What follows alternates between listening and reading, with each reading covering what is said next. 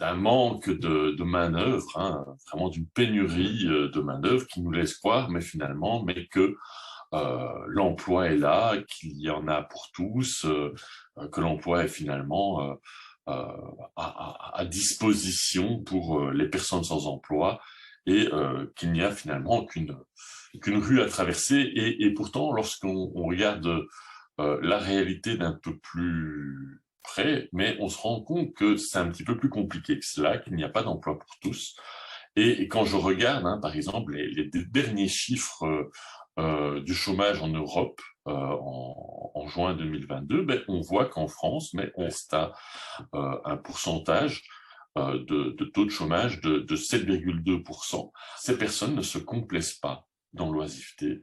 Être au chômage est quelque chose de difficile à vivre, quelque chose qui détruit votre santé mentale. Et ce n'est certainement pas une situation que les gens aiment. Alors, généralement, la décision de retrouver ou pas un emploi ne dépend pas d'elle, ne dépend finalement pas beaucoup des motivations qu'ont les gens à retrouver du boulot, mais dépend principalement des recruteurs.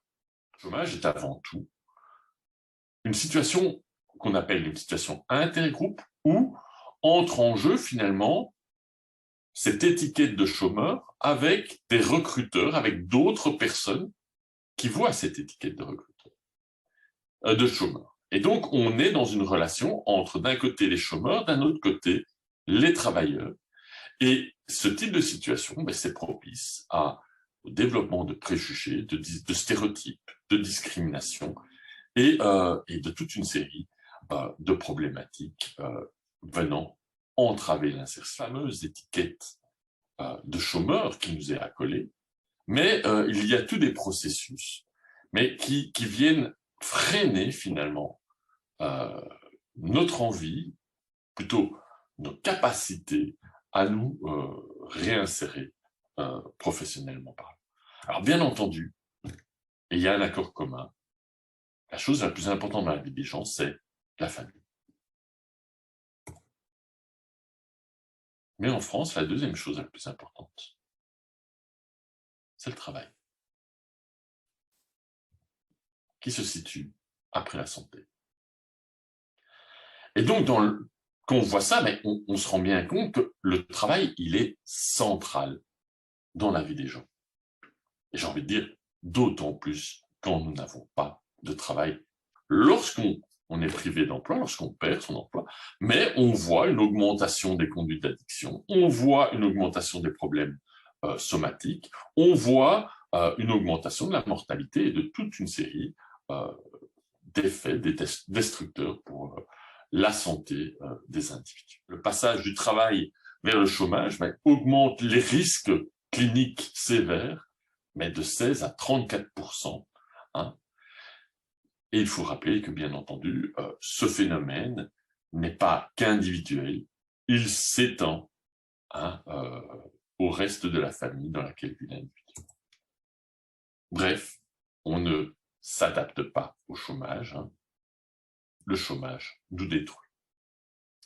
Alors, autre résultat qui me semble intéressant de souligner et qui montre à quel point, justement, la situation de chômage détruit et détruit à long terme. Regardez ce qui se passe un petit peu. Hein. Donc, j'ai envie de dire, la destruction de la situation de chômage sur la santé mentale, elle est progressive. Hein. Hein, au début, on travaille, on est bien, on a des niveaux de santé de base. On rencontre une période de chômage et on voit que progressivement, hein, ça détériore notre santé. C'est pas un effet tout ou rien, non, c'est vraiment progressif. Et aux alentours de 18-20 mois, on semble atteindre une sorte de palier comme ça, qui est juste avant le niveau vraiment clinique de dépression. Et ce qu'on s'aperçoit, c'est que lorsque les gens retrouvent après coup du boulot, et qu'on regarde leur niveau de base de santé avant versus après qu'ils aient perdu, ou après qu'ils aient eu cette période de chômage, on voit que cela laisse une petite trace et qu'on n'arrive pas à retrouver notre niveau de santé auparavant. Alors, je tiens aussi à préciser que si on laisse les gens dans la situation de chômage au bout de 24 mois et quelques, bien entendu, on ne réassiste pas à une montée de notre santé, mais on arrive en deçà des niveaux de dépression et à une détérioration grave de la santé. L'emploi ne fournit pas que ces fonctions manifestes. Elle fournit également une série de fonctions latentes qui sont des fonctions plus psychologiques. L'emploi, ainsi, permet de structurer notre temps. Sans emploi, mais le temps perd un petit peu ses guides, ces cônes qui nous permettent de voir où on en est. Sans emploi, on est dans un no man's land temporel. Et je pense que beaucoup d'entre vous ont pu voir cette réalité, notamment lorsqu'on était en pleine situation de Covid. Mais on voyait, par exemple, des jeunes qui se levaient, ils n'avaient plus d'horaire. Moi, en tant qu'enseignant, on a véritablement été confronté à cette réalité. Les jeunes en situation de Covid perdaient leur structure temporelle. Et nous avons vraiment besoin de ces indicateurs, de ces rappels. Et quand on est en emploi, on a des horaires à suivre et c'est fondamental pour structurer notre temps. L'emploi fournit également la possibilité d'entrer en contact avec d'autres personnes que nous n'avons pas l'habitude de rencontrer. Et ça nous amène à partager des expériences qui ne sont pas habituelles. Ça nous permet de voir que d'autres gens pensent différemment, fonctionnent différemment, et ça nous permet d'élargir un petit peu notre vision du monde. L'emploi nous fixe des buts et nous donne du sens. On sait pourquoi on se lève, on sait pourquoi, quelle est la motivation, ce qu'on doit faire aujourd'hui. Ça nous permet d'avancer. Ça nous permet aussi d'avoir des activités qui nous permettent de se concrétiser à travers des choses réelles et qui nous permettent de voir qu'on a véritablement des compétences pour faire avancer un projet et aboutir à un projet. Alors, c'est des projets parfois plus imagés, mais parfois très concrets, et tout ça, mais ça nous donne finalement une réalité. Et enfin, un emploi. Et là, j'ai envie de dire, ça commence à nous amener à ouvrir une autre perspective. Un emploi, ça nous donne un statut. On n'est pas chômeur, on n'est pas moins que rien. Ça nous donne aussi une identité professionnelle. L'emploi, est-ce que c'est relié à la recherche d'emploi, à la motivation, au fait qu'on croit qu'on va y arriver, au fait très peu, 3%, 12%, c'est pas grand-chose. C'est pas ça qui explique qu'on retrouve ou non un boulot. Ce sont les employeurs qui regardent sur les CV les variables sociodémographiques, l'âge, le niveau de formation, le fait d'être un homme, le fait d'être une femme, le fait d'être chômeur ou non. C'est un principe en psychologie qu'on connaît très bien. C'est qu'on va diviser notre monde social en deux. On va utiliser ce qu'on appelle la catégorisation. On va créer du sens, des divisions, où on va d'un côté mettre les chômeurs et de l'autre côté les travailleurs. Et à ce processus, une fois qu'on a divisé notre monde social, mais on va s'amuser donc à diviser nous, eux, les chômeurs, les travailleurs d'un côté, et une fois que cette catégorisation est réalisée, on va y accoler des stéréotypes. On va y accoler des étiquettes. Donc, on a mis les gens dans les boîtes, et ces gens dans les boîtes, on va y mettre un peu d'informations sur ces boîtes pour nous dire, OK, cela c'est et cela c'est. Et bien entendu, quand vous avez ces étiquettes, vous allez développer des préjugés. Des j'aime ou j'aime pas. Sur base de ces étiquettes, vous aurez donc tendance à estimer, mais que vous n'appréciez pas trop, vous avez tendance à mépriser cette partie de la population dont on estime qu'elles sont fainéantes, paresseuses, et ainsi de suite.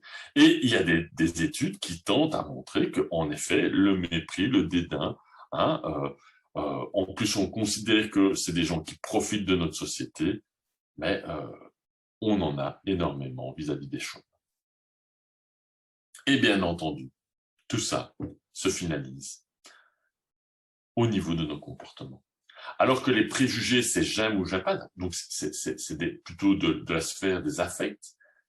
La discrimination, elle, se traduit, si vous voulez, c'est la traduction des affects à travers des comportements qui fera que, à un moment, si vous avez le choix, mais vous allez émettre des comportements négatifs à l'encontre des personnes sans emploi.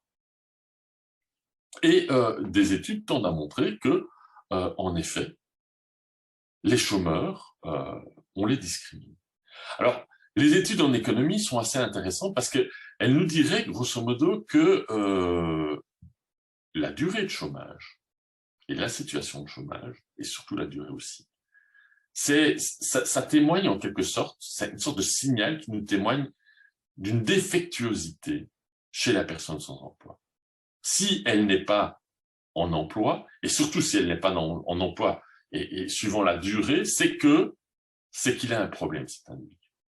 Et donc, qu'il faut s'en méfier. Et ça serait d'autant plus important que la pénurie d'emploi fait qu'on croit que l'économie est favorable. Si cette personne dans une économie favorable ne trouve pas d'emploi, c'est qu'il doit être profondément problématique. On est suspicieux à son égard. Ce que je vais vous montrer, c'est que cette situation de stigmatisation, elle va avoir, parce qu'elle crée chez vous de la menace, des effets sur votre fonctionnement cognitif, votre capacité à réfléchir, des effets sur votre volonté à vous insérer socialement, professionnellement, et dans un second temps, je vous montrerai qu'elle a aussi des effets sur le bien.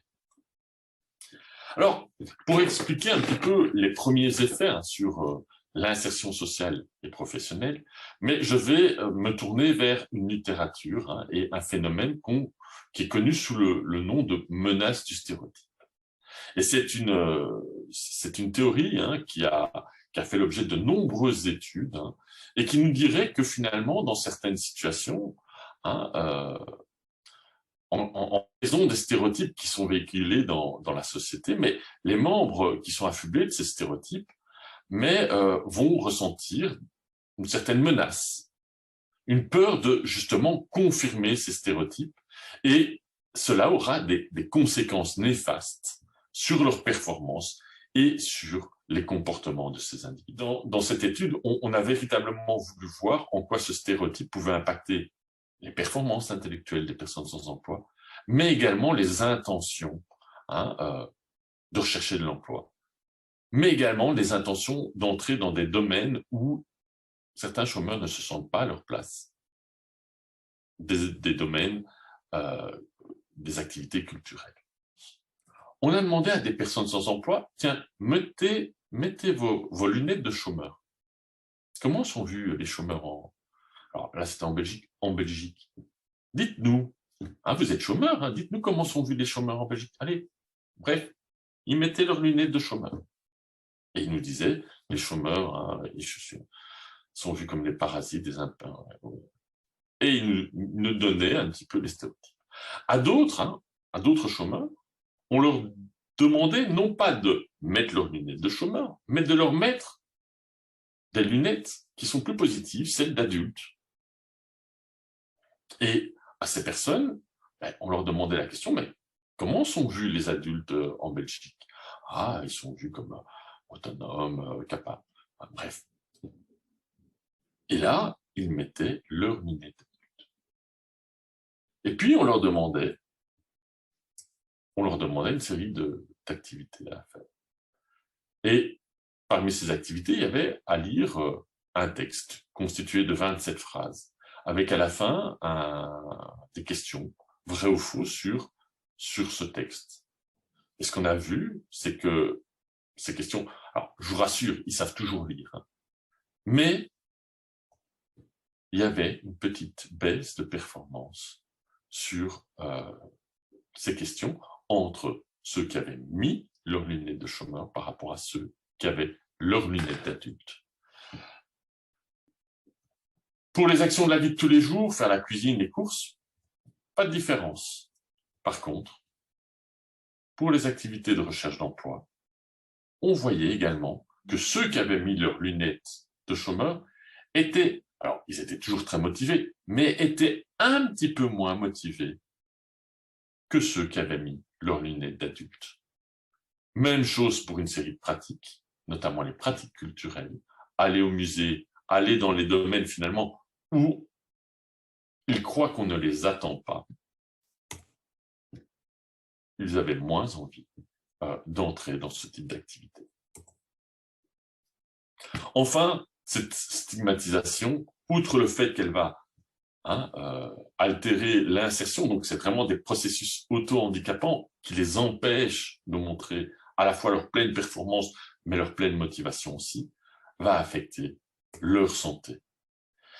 Quand vous échouez systématiquement dans un domaine précis, comme vous n'êtes pas masochiste, qu'est-ce que vous faites? Vous avez tendance à vous détacher psychologiquement de ce domaine, à minimiser l'importance de ce domaine dans l'évaluation que vous avez de vous-même. Et à détacher finalement les retours que vous avez sur la réalisation de ce domaine. Qui fait que, voilà, si vous n'êtes pas très bon au foot, très probablement qu'on vous dise que vous êtes mauvais ou que vous êtes moyen, ou que ça ne vous touche pas, grosso modo. Vous êtes insensible, vous vous protégez en coupant les barrières. C'est une défense individuelle, mais qui a un écho très collectif. Les gens qui appartiennent et qui ont ces stigmates ont cette propension à se désengager parce qu'ils anticipent les échecs dans le domaine dans lequel c'est menaçant. Et ce désengagement, donc, est relativement salutaire parce que, en quelque sorte, elles vont éviter d'avoir, et ça va éviter d'avoir des déconvenues. Et d'autres recherches vont un peu dans le même sens et montrent vraiment qu'il y a deux types de chômeurs. Des chômeurs qui vivent leur situation comme une maladie, comme quelque chose qui est désastreux, qui est traumatisant, et d'autres chômeurs qui ont tendance à considérer le chômage comme quelque chose de banalisé, qui leur permet justement d'avoir accès à d'autres choses que le simple monde du travail, et qui ont tendance à se retirer et à retirer les billes de leur évaluation de soi du monde du travail.